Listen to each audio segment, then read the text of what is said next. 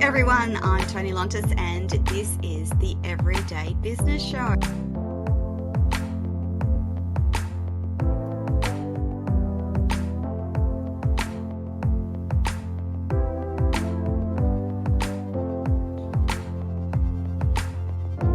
I'm going to do it to the best of my ability, because if I fail, that means I fail for my entire female nation, I call it. Is that possible? That was the question for myself. And it is absolutely possible.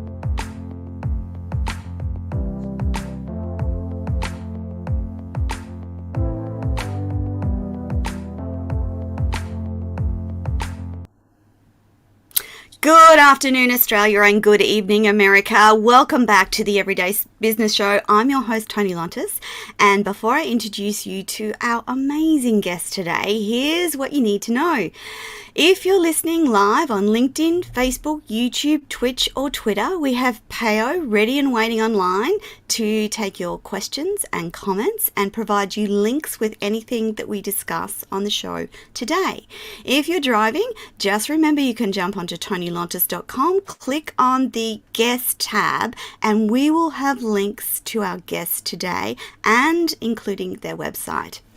So a reminder too that if you miss any of these shows and you want to catch up anytime, jump onto Binge Networks USA or the Tony TV channel app, available on all Roku, LG and Samsung smart TVs across the planet. Now, our normal welcome to country goes a little bit like this.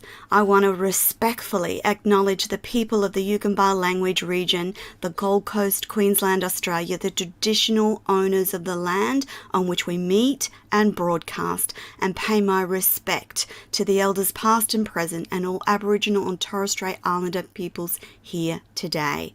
Now, our extra special guest today is Jem Fuller, and Jem coaches and facilitates CEOs, senior leaders across government, private and not-for-profit sectors across the globe. He helps develop more mindful and conscious leaders and a healthy workplace culture. Jem is the founding director and facilitator of his own international leadership retreat company, and he takes leaders away on conscious leader programs to remote Indian, Himalayan, Bali, and Kimberley and Costa Rica coastlines. Jem has led an amazingly colourful life, from years of barefoot backing around India subcontinent to senior leaders with an multi-international company. He has been to the extremes and back and all the way in between. He's worked as a reflexologist, a Chinese masseuse, a Reiki practitioner, a kindergarten teacher, a global tattooist, a fire dancer, a motorcycle courier, actor, singer, songwriter, travel consultant, and prior to commencing his coaching work, has been in senior corporate leadership. Jem has studied extensively in the healing arts, coaching, neuro-linguistic programming, and human behavioral profiling. Welcome back to the show, Jem. I'm delighted to have you here today. Oh, thanks, Tony. It's really lovely to see you again. And geez, I'm a bit exhausted listening to my own intro. I'm like, I think, have we still got time left to actually have a chat? We do. I just wanted to share with the audience, Jem and I have become friends, I guess, in this space. And Jem and I were talking about what his partner / wife does, and the synergies around some work that I used to do corporately. Both of us come from a corporate perspective, but now are leading our own companies and doing our own business. And Jem was telling me before we got on the show about his excitement around a new space. Jem, can you just share with the audience, because that's really exciting news for you and your wife Talia? Yeah, absolutely. And it's literally hot off the press. I mean, the lease agreement only got emailed to us half an hour ago. So we're about to sign the lease on a big, beautiful property in our local town here. that we will be sharing. And my partner, Talia, is a birth worker. She's a clinical Pilates instructor, a doula, and also a hypnobirthing consultant. And so she's going to have some big, beautiful spaces in there for community. Her business is called Village Birth, and her kind of logo is "It takes a village." So she'll be bringing in all sorts of wonderful women who work in the birthing space, and nestled in the middle of these amazing rooms is my studio where I'm going to be able to record and coach and do what I do. And I'm going to be nestled amongst this beautiful, mothering, nurturing, new life energy. And I can't think of a better place to sit and work every day. And Talia and I, go on. Sorry, Jem, and particularly from your coaching and mentoring space, that creates a beautiful energy to do that work from, doesn't it? Absolutely. And because, part of what I do, I mean, I don't really say this to my corporate executive clients, because I'm coaching executive CEO clients in government departments, right? Yes. I don't go in there and kind of say, hey, I'm going to help you access your feminine and be more soft and gentle. But that's what I'm helping a lot of leaders do, especially men. I'm helping them access their more human-centric sensibility, their feminine wisdom, and and helping them, because it's powerful. Feminine wisdom is super powerful, and it's super intelligent. It's very, very wise, and it's an element that there's a lot of opportunity for us to expand with our senior leaders, whether they're in government or whether they're in the private sector. There's a massive opportunity for our leaders to expand into their feminine sensibility, their feminine wisdom, right? And anyway, so for me to be coaching these leaders nestled into the heart of this beautiful space I think it's perfect. Yeah, I when you told me about it, I was just so excited for you, and I thought it's important to share. Sometimes people don't realize the spaces and places that people work from at that high level, and you are working with high level executives and CEOs.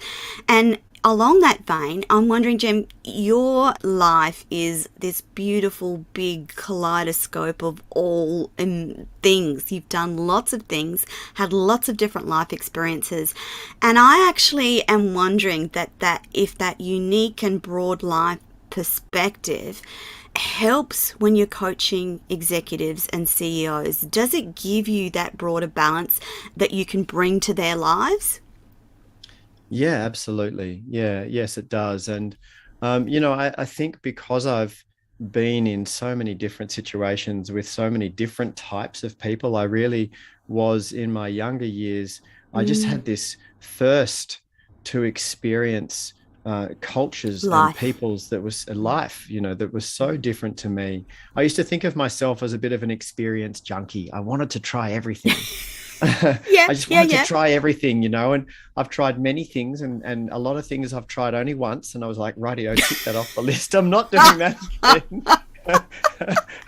And some things I've tried many times, but certainly to answer your question, having a really broad range of different experiences and different connections with different types of people means that I can connect with a lot of different people. But also, having worked in the corporate space, I understand their language and their lingo. I understand the pressures that are driving them, and that old school kind of underlying pressure to grow in the private sector, to grow net profit growth quarter on quarter on quarter. And that is a relentless pressure that is systemic within the capitalist system. And it is what it is. I'm not saying it's good or bad, but it is there, and it's a very real pressure for leaders. And then also in government departments to make sure that they're getting the results that they're that they're there to get. Key indicators.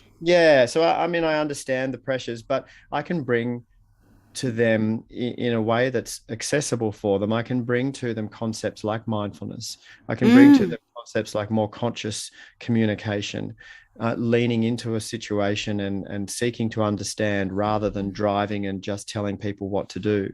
So look, I think it lends itself really well. And once my clients, once we have some rapport, to be honest, happens very quickly. But once we have that rapport and they trust me, then I can guide them to places in their leadership that they've never been to before. I think that's the role of a coach, is to guide people to places they haven't been to before, right? Yeah. And Jem, because I'm so familiar with the coaching space in terms of I would not be here without constant coaching and mentoring, I understand the importance and the power of what a coach can bring to your life, because you're living and working in your life, and often you need that external perspective of how you're reacting, behaving, communicating. You need an external person to go, okay, do you think we should try this? Or have you thought about this?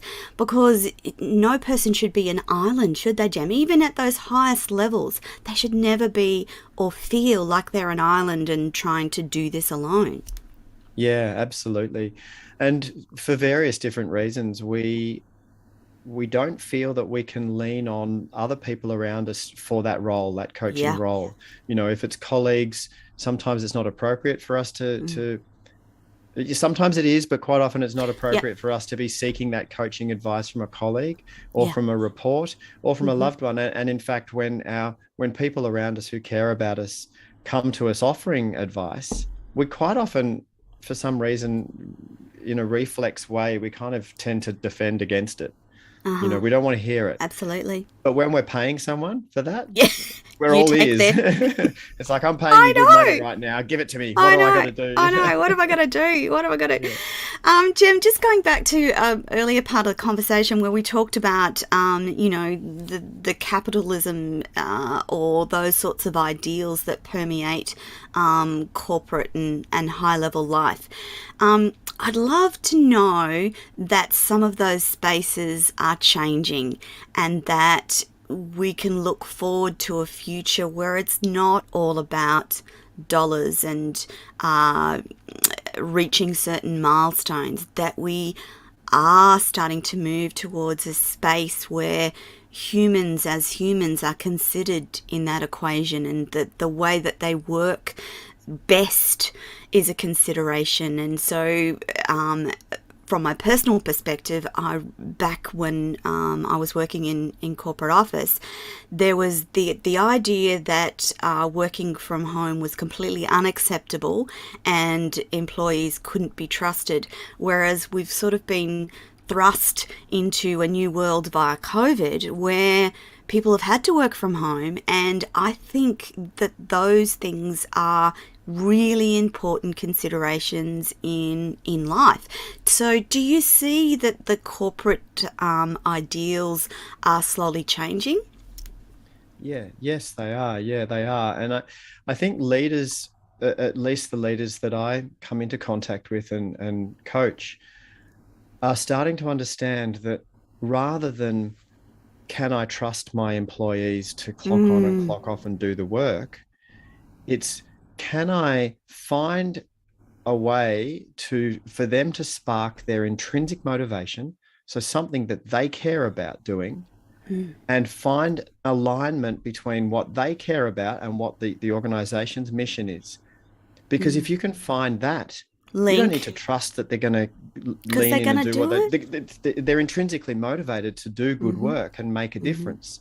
So you need to really, as a leader, and I think some leaders are starting to get this. Yes. Can I trust my ability to coach them to find what their own intrinsic motivation is and align it with the organization's purpose and put them in a role where they feel like they can play to their strengths, and then just let them go and be amazing? Yeah. Because that's the thing. Humans can be incredibly amazing given the right circumstances and the right motivation. Humans can accomplish incredible things. And so it's really encouraging to hear, Jem, that you are coaching the next level of the next cohort of leaders in this way. That's, from my perspective, is incredibly encouraging. I want to digress a little bit and talk about the new book, The Art of Communication for Thoughtful Men. And it's already receiving rave reviews across the planet. And I know from talking to you before the show that there is a lot of interest across America in particular, which I'm delighted to hear. It's well deserved. But I wanted you to share with the audience about the inception of the book. Why did the idea come up and why you thought it was important to share and write from this perspective? Yeah, absolutely. So the inception and then the conception and then the delivery of the book came. I started writing a few different books. I always knew I was going to write books, and I had started writing a few different books, but was kind of getting stuck in them. And then I stopped and thought, and this was towards the end of the first year of the pandemic, and I thought, yes, Jem, what do you think really will help? What can you write that will help? You know, I want to write something that hopefully will help people. And one of the biggest stumbling blocks that I come across as a coach is communication, you know, and whether it's communication in a relationship where two people love each other, but they trip up in their miscommunication, or whether it's the communication from a leader to a team. So the leader is frustrated because the team is not engaging in what the leader wants them to engage in. And quite often it's not because they've got the wrong people in the team or anything like that. It's just the nuance in their communication, you know, or interdepartmentally in a larger organization where the sales department and the compliance department are at loggerheads over something and forgetting that they're actually both attempting to serve the same higher purpose of the organization, and it's falling over in the communication. And then also in recent years, Tony, you know, as a lover of humans, right? I just have this love for the human race, despite our dysfunction and despite the fact that there are psychopathic people doing terrible things on global economic levels, right? Despite that, I can't help but love humans, right? And so it makes me sad when I see humans shouting at each other across these digital divides of difference. You know, you've got humans who have identified with one political idea or ideological concept, and people who disagree with them, and they're just shouting at each other. I know. And Tony, you know, this is not helping evolve the situation. This is not creating doesn't solutions. help at all. You know, and these global problems like pandemics and global warming and inequality, they don't discriminate. That's right. Global warming does not mind whether you are pro-vax or anti-vax. It doesn't mind. care. We're all going to cop it. That's right. And for us to solve these global problems, we have got to improve our ability in conscious communication. So that's where the book started from. And then I engaged a book writing mentor, a wonderful author and writing mentor, Susan Pearce from Sydney in Australia. And she said to me, Jem, I'm loving this manuscript. I think it's great. It's too broad. You're writing for everybody. You need to pick a niche. You need to pick a demographic. And she said, you know, I think this book would be really good for men. Yeah. And so I just took her advice and I went, okay. And so I started tailoring the book for men specifically. Yes. And so it became The Art of Conscious Communication for Thoughtful Men. And I do feel really passionate about this because you and I have spoken about this before, Tony. As much as we need to continue the mission of empowering and getting women into decision-making roles, which is so important that we continue to do this, at the same time, we need to be evolving the quality of men and the systems that we're bringing these women into to be open to this feminine wisdom, this feminine sensibility. So we need to help the men evolve as well, right? So there's these two projects that need to happen at the same time. You know, and so this book is to help to give men the tools to lift each other up and evolve the brand of men, you know, to change the old stereotypes that we've been culturally indoctrinated into. You know, as boys, we were taught man up, toughen up, you know, suck it up, don't cry like a girl, like all these things. Can you believe we raise our boys like this?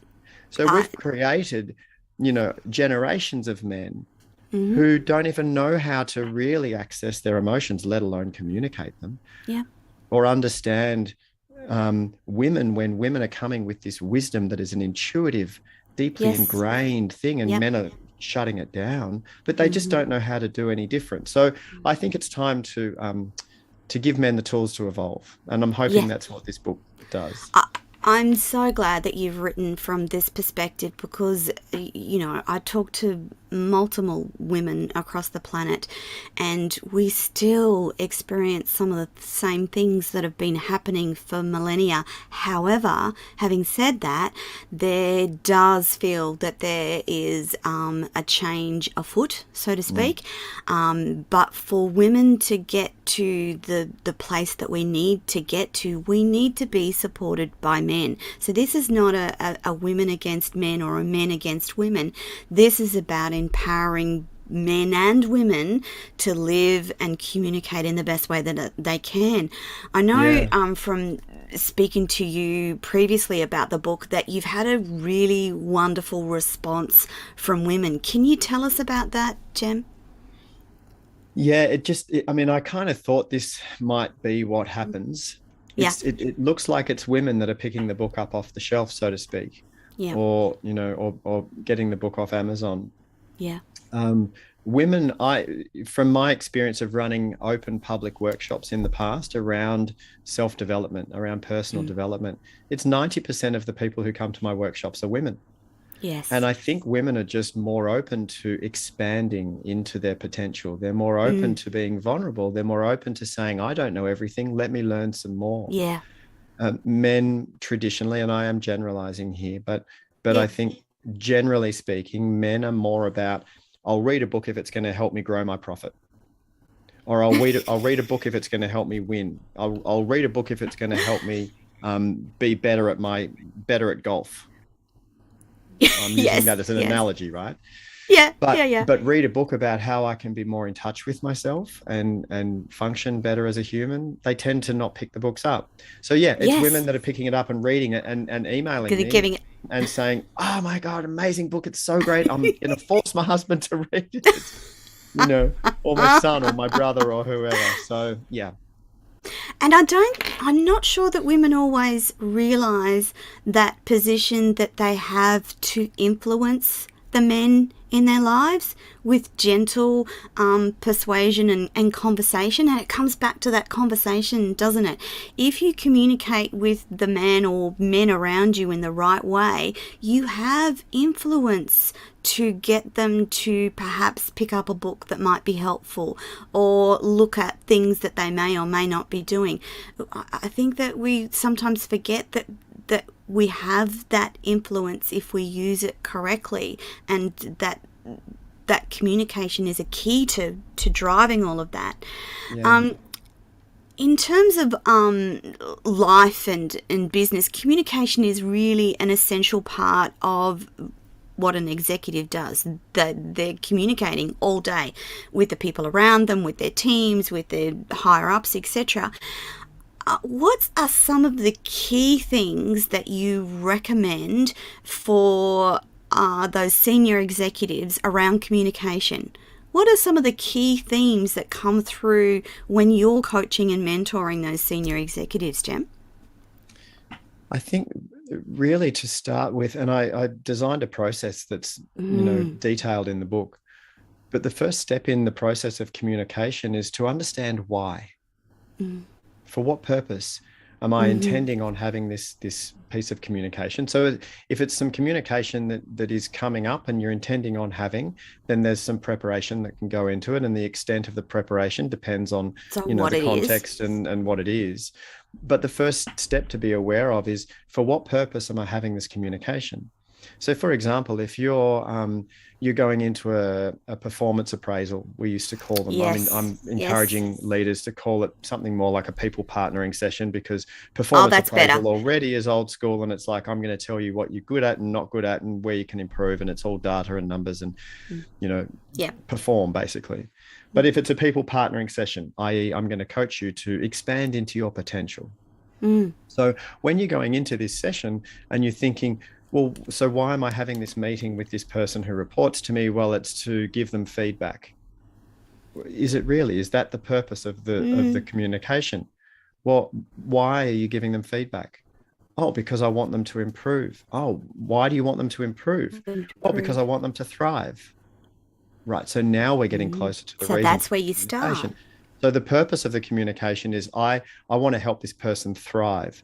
It's not to go in there and tell them what they're not doing well enough. That's not the purpose of. That's part of the how, But let's start with why. Or for example, let's put it into an intimate relationship. You know, Yes. your partner might be very upset and you know they're exacerbated and they're upset and they're expressing themselves emotionally and there's a lot of words coming out of their Yeah. mouth. In that moment, you might be thinking, you might be taking those words literally and trying to understand that they're telling you that you're not good enough or that you never help them or that you da da da da da. You're taking it literally. You're missing the point of the communication. Why are they saying these words? Because it's probably not about the actual words if they're very emotional. What is the purpose of the communication? So let's look a little bit higher. Perhaps in this moment, my partner is expressing that she's completely upset, and she's upset because she wanted me to help her this morning with this particular thing. And she wants to feel supported. Maybe in this moment, the purpose of this communication is because she wants to feel safe. Oh, wow. That's the purpose of the communication. Right? Yeah. So that having that conscious level of awareness of the communication is going to elevate the quality of the communication, right? Whereas if we're down on the lower levels of, you know, thinking it's something that it's not, then we're not going to be as effective in the communication. So just having an awareness, you know, and Tony, the word communication comes from the Latin noun communicatio, which means a sharing, and the Latin verb communicare, which means to make common. So as a leader, as an executive, to come back in answering your question, when you think I need to have this communication with my team, so it's a sharing. I'm hoping that I can share this with them, this information or this inspiration or motivation. I can share this with them to make this common. So at the end of the communication, I'll know if it's been successful, because if it has been successful, we'll all be on the same page. Yeah. Definitely. That's the purpose of this. So it's not about the individuals involved. It's not about my ego needing to be right. And prove you wrong. It's about us coming together to a common understanding. That's what communication is. Yeah. And it's such a powerful thing to get right and to do right, because communication can start great conversations and achieve great things if it's done in the right way. So if I dare to take the current invasion of Ukraine, what if there'd been some communication between the invader and his thoughts? What if someone had been game enough to say, hey, we think that you want to do this because, but actually it's about da da da da da. Do you think that high level communication has capacity to change big, huge events across the globe? Unfortunately, no matter how good you are at communication, what sits underneath it all is intent. Right? Now, I work with leaders who are what I call normal people. Yes. Right? And when I say normal people, I mean people that are not megalomaniacs, people that are not psychopaths. Yes. Right? And normal people don't wake up in the morning thinking, how can I go and create havoc and harm and pain to other people to further my own power? Most people don't think like, what's his face over there? I don't even want to say his name, but anyway. Yeah, no, I was trying not to say his name too. Look, we all know who he is, right? But he's not alone. There's other people who have become completely lost in power. That's the thing. I'm talking about normal people. And normal people don't wake up in the morning like that. Normal people wake up in the morning and think, oh my God, I hope I can do a good job today. I hope I can get a good result today. I hope I can be the best version of me today. Most people are like that, right? Most people don't wake up in the morning going, how can I go and execute my evil plan? Right. So I'm helping people, normal people, communicate better. And so communication and the magic of powerful communication can be used in evil ways, can be used in very evil ways. You know, high level communication, we can be tricked by very clever communication, propaganda, and Yes. misinformation. You know, Yes. algorithms are doing it now. The Yes. algorithms that are designed to keep us scrolling are communicating with us in ways that are completely subversive and have us Definitely. addicted to these platforms because they're putting the right things in front of our brains that fire Are up our the brains. reptilian part of the brain, and we're captured into this world that is being fed to us through communication Yeah. used in a not so nice Bad way. way. So it's not the communication itself that would stop the world events. Mm. Unfortunately, that's the nasty people behind it. Yeah. But when we can get better at communicating, then people like you and I and the people that we care about and work with Yes. and help and people like us, we can get better at rising and evolving and creating a collective. And that's why I think it's important. That's why I love chatting with you, Tony, because you facilitate important conversations with real people, and hopefully there are people listening to this and this will help them have these conversations, because the Yeah. more we talk about this stuff in Absolutely. functional ways, we Yes. will continue to create this positive change. Yeah. I just the whole idea of communication has been highlighted this week. My darling husband loves watching MAFS, Married at First Sight, and I watch because usually I'm just at that point of time when it comes on. It's on, and so anyway. Evident on that little show are some communication that is so bad and so wrong that I find myself having to leave the room and think, why is someone not calling out that behavior in a way that empowers that person to see just how wrong that is, and show the national audience that this is the right way to do that. I find with traditional media that there's not enough producers, managers of shows doing the right thing in terms of communication and going, well, actually, no, you can't yell and scream at someone when they don't agree with you. This is how fruitful and constructive communication looks.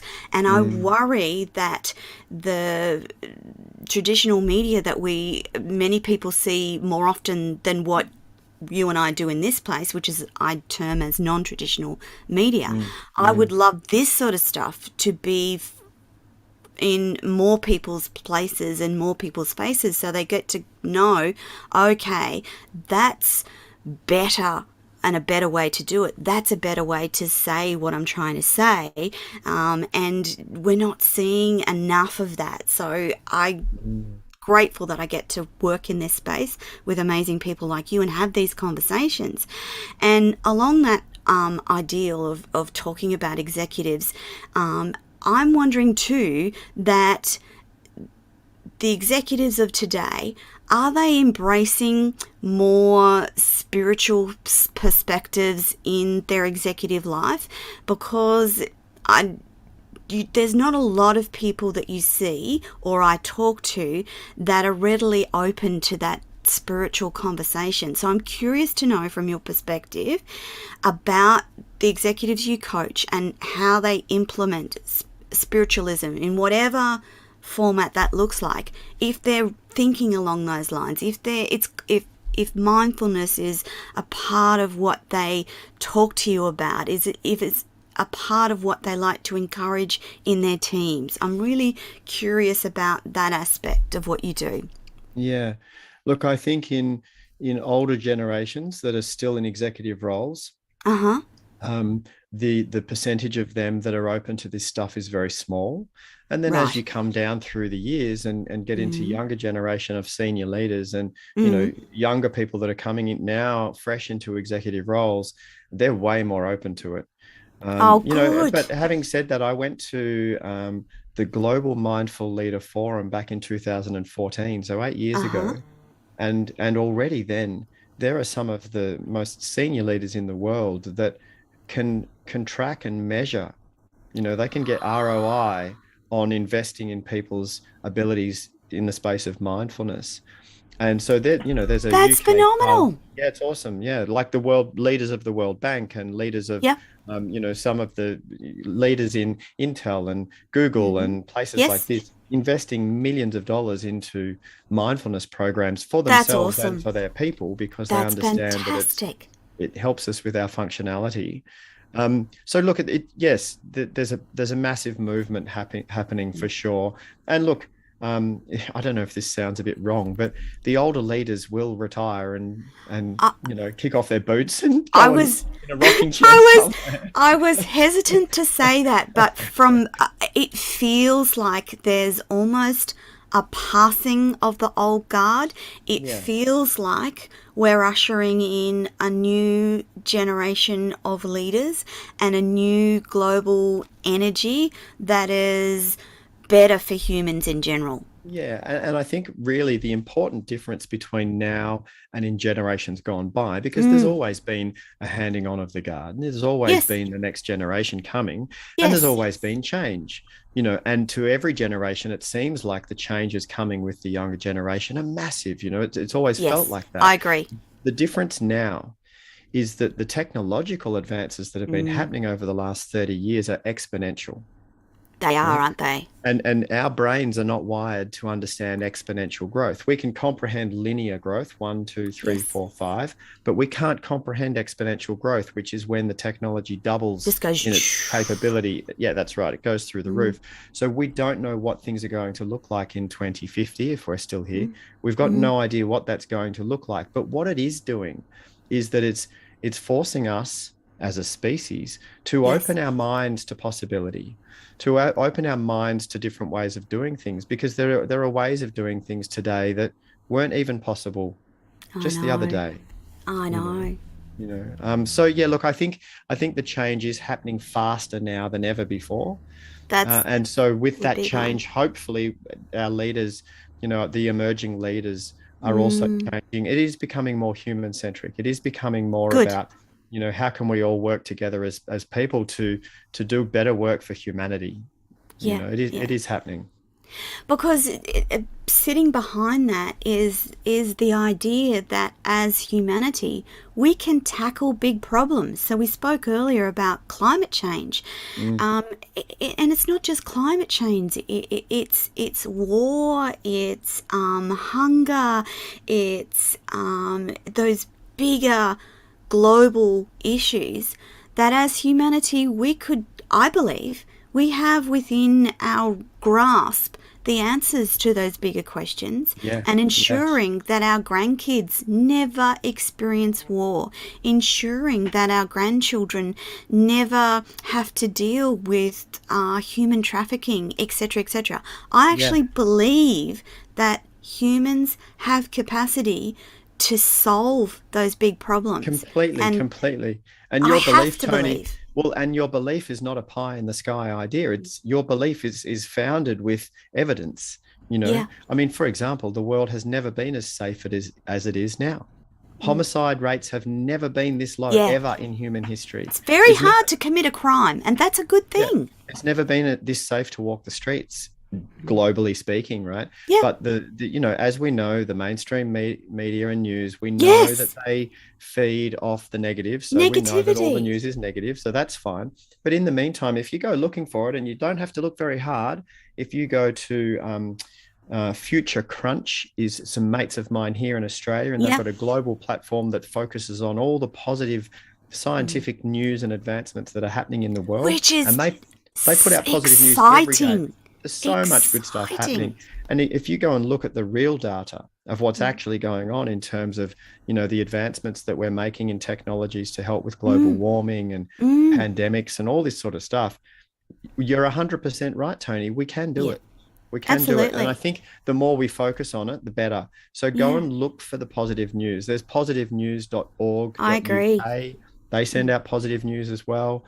So look it up. It's right there and it's Yeah. available. But yeah, you're right. We are heading in the right direction, and we can do it. We can turn it all around. I do. Unfortunately, there are still some Yeah. leaders who are digging their heels in and for Not their own agreed. reasons, Yeah. claiming that climate change isn't even real. But they And know that it having is. and having been exposed to the effects of climate change Right? recently, Yeah, massively. you can't, I've never seen so much rain, never experienced so much rain. So that's, and I know from reading the science that is about the amount of water that leaves the earth and goes up into our clouds Yep. because of climate change. And something else that just dropped into my head, Jim, is I know for a lot of people, this is a little bit of a controversial subject, I guess, but the whole idea that we created a vaccine in such a short amount of time in a global pandemic, I actually see as an incredibly positive human achievement. What that amazing. means in my mind is that at one time, the whole globe was focused on solving a single problem, i.e., a vaccine to keep people safe. So if we can do that in a pandemic, we can do that for cancer. Do you know what I mean? Like, that's how I see the world. Yeah, we can do that for global warming. Yeah, You know? absolutely. Unfortunately for us, we don't tend to all come together and kick into gear No. until we're right in the thick of it being a massive catastrophe. Exactly. And so you and your people in your communities that have just been massively flooded have all had to come together because it was catastrophe. But people who live somewhere that don't get flooded, they're like, oh, global warming, it's something that's going to happen in 20 or 30 years. I don't want to think about it right now because it means I have to change the way I live in some way. I have to do something. So unfortunately, most humans don't take action until it's really at the last minute. At their Whereas with global warming, because it's such a big thing, if we leave it till the last minute, it'll be too late. I agree. I agree. Yes, we can do it. I reckon we can. I reckon we can. I reckon we can do it, but we've got to do it. we've got to do it now. Yeah. That's right. The other thing about our recent flooding incident was that it's actually caused us to think about how we live our life and what we might do going forward. So does that mean we don't need a big property? We don't need we just need a little space that is ours, and that's okay. Like, it just causes you to think of other alternatives that have implications for the climate and implications for the way that in which we live. So that idea around being self-sustainable, having our own water, generating our own electricity, all those things are starting to come into play in a bigger as a bigger conversation in just our lives. So if that's happening for us, I'm hoping that's happening in a greater space across the planet for many more people than just us. Jem, I'm hoping too that in talking about generations tapping out, I guess, effectively, that we will actually see the rise of wonderful, emotionally intelligent leaders. And I wanted to quickly touch on the subject of emotional intelligence and what it means for you, Jem, from your thoughts. What are your thoughts around emotional intelligence, its importance, and particularly its importance for leaders, senior executives, politicians? Dare I say it? And before I talk specifically to emotional intelligence, the reason why I think it's important that this is happening is because we've kind of forgotten why we were making widgets in the first place. So just say that there's a company and they make widgets, right? They've got to the point where they think that they're making widgets just to make money. It's just about a transaction. We're making widgets so we can make money. But hang on a second. Why did this company ever first start making widgets in the first place? Because we thought people needed widgets. Well, why did they need widgets? Because it made it easier for them to do A, B, and C. Yeah. So it was about people trying to make life better. Make life better for people, or the planet, or animals, or life. Yes. Right? So we're doing this to make life better for this animal, or for this forest, or for these people. Right? And we've kind of lost sight of that because it became all about shareholders and growing the market price of the share price of something, right? So look, I think that emotional intelligence is massively important because it comes back to this human-centric kind of purpose behind what we're doing. Why are we doing this? We're doing this to make life better, Yeah. to live better lives, right? So emotional intelligence really is just an understanding that there are people in the equation. Yeah. And whether it's the people that are working in the teams to create the widget that goes out to the people that are receiving, but to focus back on the people involved in the equation, the humans in the loop, Yeah. rather than the Yes. numbers and the product and Yeah. the bits and bobs. And emotional intelligence is really the ability to experience empathy. How does someone Yes. feel? To experience compassion. What could I do to help that person? Yeah. You know, to experience the whole range of emotions, which is obviously a vital part of being human, because we've all got emotions. So they must be an important part of it. And emotional intelligence also, and emotional regulation. And then something that I'm really inquisitive about continuing to develop for myself and for my clients is the ability to improve my functionality in relationship with emotions. So that when emotion is immediate and necessary in a moment and serves a purpose, to feel it, to express it, to utilize it. And then when it starts to tip into being dysfunctional for me to stay stuck in that emotional state, and it's not helping me serve myself or the greater good anymore, and I'm stuck in anger, or I'm stuck in despair, or stuck in sadness, the ability to actually be the driver of my own physiological bus and use techniques such as mindfulness to allow that emotion to beautifully dissipate and come back to a place of equanimity and serve again from a place of clarity and calmness, you know. So that's emotional intelligence as well, right? So in simple terms, it's things like anger and fury and fear. They're all normal parts of a human experience. Yep. But emotional intelligence is recognizing, yes, I'm angry.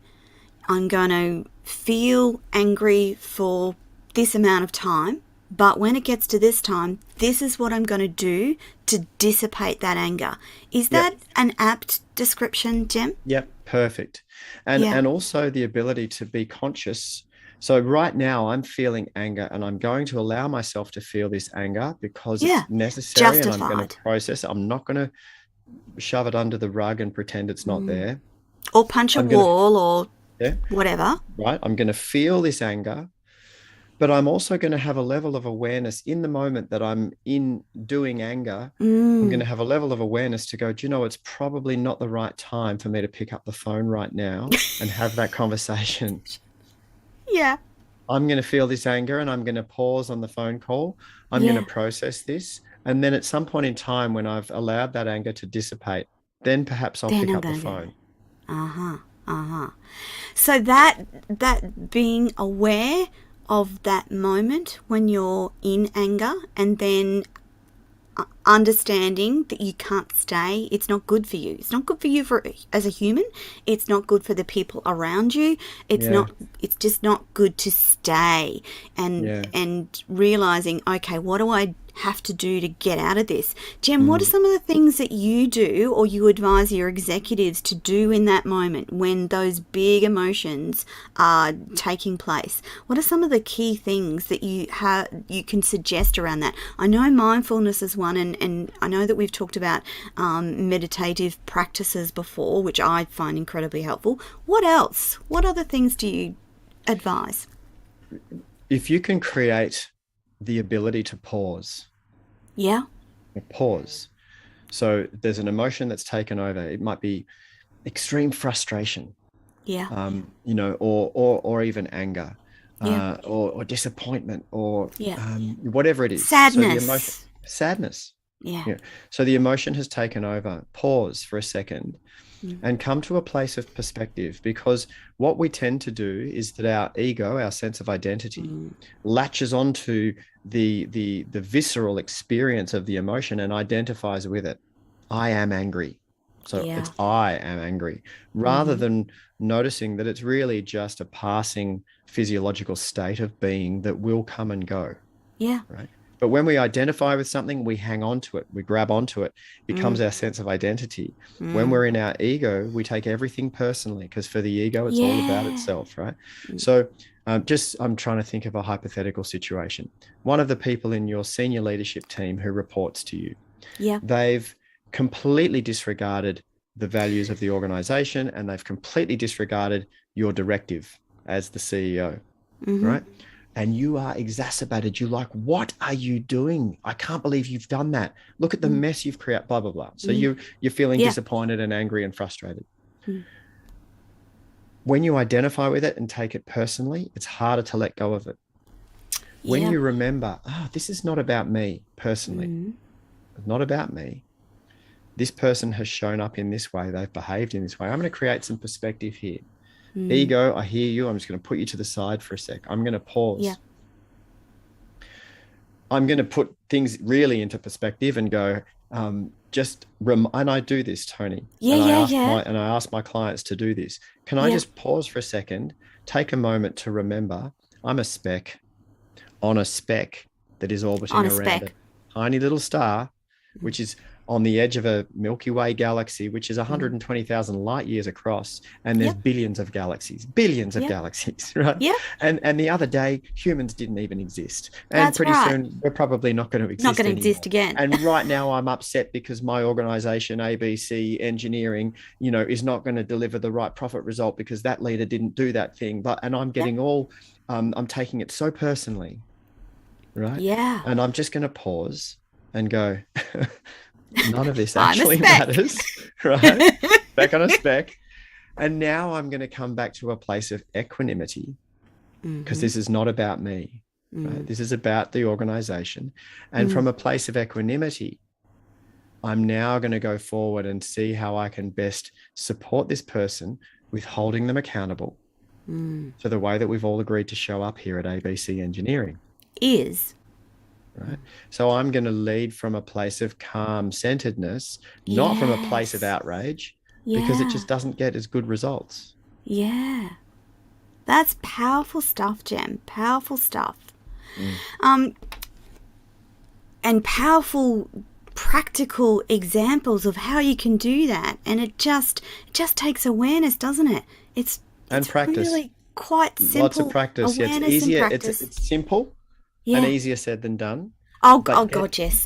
But gets easier with practice. Definitely. Easier and easier with practice, because every time we engage a new way of doing something, we're firing a new neural sequence and setting up a new pattern. There's a pattern of neurons that are firing for the first time. They fire for the first time, and it takes effort and awareness, and it's clunky and not very easy to come out of your anger and get centered. But then the next time you do it, and then the next time it gets better. And then right? Because the neurons start to wire together, and then it becomes habitual. And then it really can become a superpower where you've practiced it so much that something can happen. You react necessarily because you're human, where you get triggered by something, you're furious. And then when you become aware that you're furious and it's not going to serve you anymore, you can go from furious to calm really quickly. Like that. Powerful stuff. Powerful stuff. Yeah. I know. Jem, we've got 1 minute left, and I'm gonna finish. I know, I love these conversations with you. In this 1 minute, I want you to tell the audience about your bigger vision for the future. What does that look like for you, Jem Fuller? Wow, bigger vision for the future. The scales have tipped, the balance has tipped, where the people that are emerging now, that do care about humanity and each other and the planet and the bigger picture, that has tipped. Ego has taken a little bit of a backseat. It's still there, but it's not the thing that's driving us. It's really, to be honest, it's more spiritual. And I'm doing that because spiritual can mean whatever to anyone, but it is more connected. We are more aware that we're part of a bigger system. It's not all just about me. It's about us. That's my vision for the future. Oh, that's a beautiful vision for the future. And I actually can see that very clearly. And I think that I can feel that as well, Jem, like the response for Ukraine, it's not just about the people of Ukraine, but it's about the global community feeling what those beautiful people are feeling and joining with them and going, gosh, this is really not okay, and believing that there will be a better outcome very soon. That's my hope. Yeah, I agree with you. I think so. And if I can just leave one last message with any of the listeners, connect. Go looking for good people doing good stuff and reach out to them and connect for no other reason, to just bolster your hope. Because when we connect with good people, it bolsters our hope. We go, oh, yes, there are more people out there doing good work. And there's plenty of them. There's plenty of people doing good work. So go look for them and reach out and say hi. And you will find them when you set the intention that you want to be connected to like-minded people and good people. Because I know, because I wanted to see good men. And Jem and many others have been introduced to my circle, and I am incredibly grateful for that. And that was because I said to the universe, please show me good men. I'm feeling really distressed. I need to know that there's good men in the world and that there's good men creating other good men. And that's what happened. So I want to encourage the audience today. Jem Fuller is a good, wonderful, amazing human being. Please jump on to his website, jemfuller.com, reach out, connect. He loves chatting to people. And if you're an executive CEO listening and you think that elements of what we talked about today are really important for you and your organization and your company, please reach out to Jem, have a chat and talk about what you might need in your environment, in your company and within yourself, because we need better men now. Jem, thank you so much. Another delightful conversation. It's a privilege to have you on the show, and I know that we'll continue having further conversations both live and off air, and I can't wait for the future. It is exciting me no end. Yeah, Tony, thank you so much. Yeah, thank you for having me on. My pleasure. That, my wonderful audience, is your Everyday Business Show this week. We'll be back next week. Join us then. Thank you, Jem, and bye for now.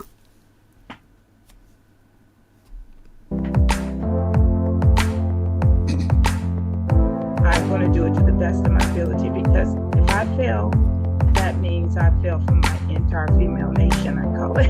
Is that possible? That was the question for myself.